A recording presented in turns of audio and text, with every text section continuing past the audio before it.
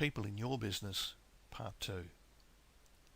In this video, we'll look at identifying your market and delivering your message so that they really hear it.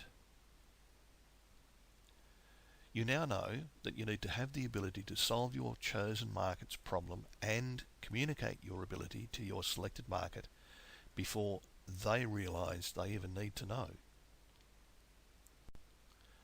That means you need to know who your target market is. Now maybe you have several markets, tradespeople or hobbyists for example. Both parents and single people need to buy clothes and cars, but their needs may be different. You may have several different types of client. Now that's important because each type may have a different problem or set of problems that you can solve, or they may just need a different solution. They may look for information in different places or use different language to describe things. And that means you need to really understand each sales channel, because each type of client means a different channel, and be prepared to tailor your communication for each one. That might sound complicated, but it isn't really, and the rewards for you can be substantial. Think of it like this. Your target market is being bombarded with messages 24/7. Well, almost. Your message needs to rise above the crowd, not sink into the background noise.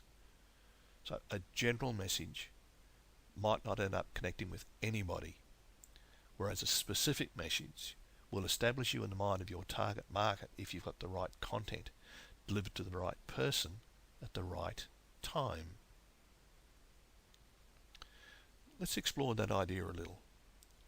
Think of when you read a magazine or watch TV or any kind of media. Do you tune out the ads? But then every so often does one seem to resonate and really jump out at you? Your potential customer is the same, and that's why your ad has to be targeted specifically to them.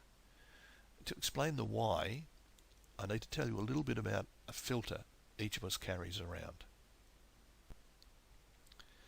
Have you ever been in a crowded room with a general level of conversation going on, and you hear somebody speak your name at normal conversational volume from the other side of the room?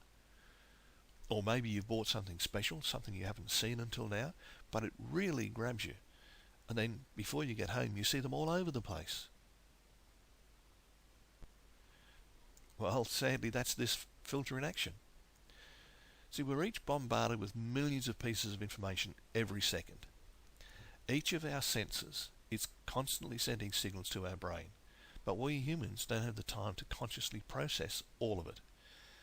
Back in the day, before civilization spread, you didn't have time to think too long about whether it was a lion or not before you started running. So this filter acts like a bouncer at a nightclub. Some things it lets into your conscious mind, and some it doesn't.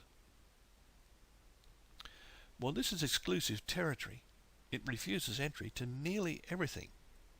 It will always let your name through because that's always important, and it lets other things that are important to you through as well. Things you can consider funny, or world events that resonate with you, or anything it recognises as dangerous.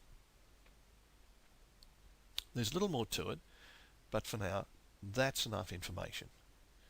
What happens is that when you buy that special item, your filter says to itself, "Oh, I didn't know you liked those.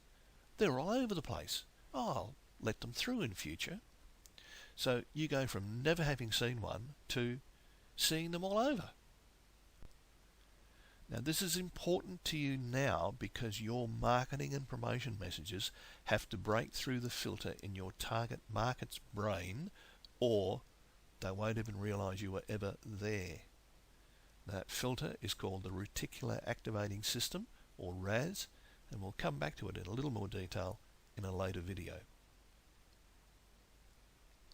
Now you understand why you need to construct a specific message for each sales channel that cuts through the clutter for your client. Otherwise you just wasted your time, effort and money advertising. Now that means that you really need to know your target customer, what problems they have, and what motivates them. You need to place the right message at the right place and at the right time for them to see it and be inspired by it, and then and only then will it trigger the actions you are looking for. That means that you need to go through the exercise of identifying who your customers really are. And this is what some call the customer avatar. We'll cover it in a little more detail in a subsequent video.